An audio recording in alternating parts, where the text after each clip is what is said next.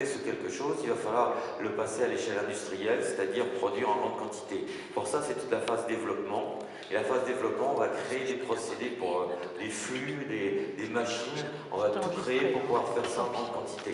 Parallèlement, on va regarder quelle est la cible commerciale, quelles sont les quantités à produire et comment on va conditionner. Donc c'est la partie développement. Une fois que c'est développé, là on sait qu'on peut produire, donc on va passer à la phase production. Dans la phase production, il y a plein de métiers d'ingénieurs qui sont aussi bien la planification, la logistique, l'organisation, la production pure, mais tous les contrôles qualité, enfin tout ce qui est à côté de la production, c'est aussi des métiers d'ingénieurs. Vous avez aussi un rôle de l'ingénieur qui n'est pas négligeable, c'est comme on a vu qu'il travaille en équipe, et bien de plus en plus, il travaille, c'est lui qui manage son équipe, et donc il faut des capacités de management. Alors je ne conseille pas aux jeunes de faire après une école d'ingénieur tout de suite une formation de management, parce que vous n'êtes pas crédible, vous êtes encore trop jeune. Il faut mieux attendre 28, 30 ans et se faire payer par la boîte la formation management, c'est nettement mieux.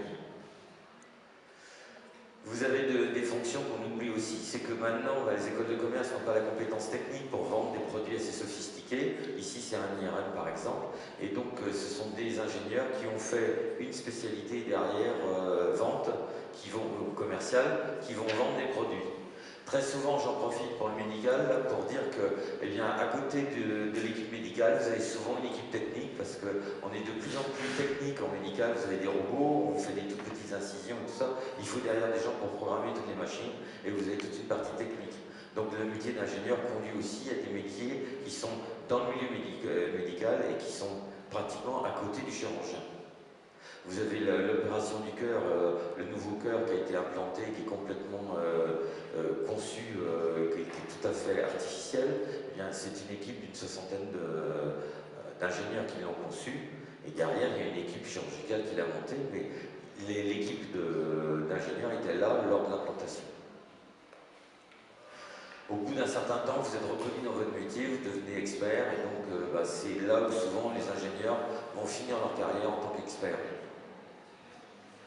Les conceptions, on a le droit à tout, donc il n'y a pas de souci. Je vous ai mis ici génie médical, car vous savez que l'UTC a une fonction génie médical pour ceux qui sont tentés vers médecine. L'ingénieur, traditionnellement, était dans l'industrie. Maintenant, ça représente moins de la moitié. Et plus ça va, plus ça diminue. On est de moins en moins sur les trains de la nuit noire, dans les grosses industries. Pourquoi? Parce qu'il n'y en a pratiquement plus en France.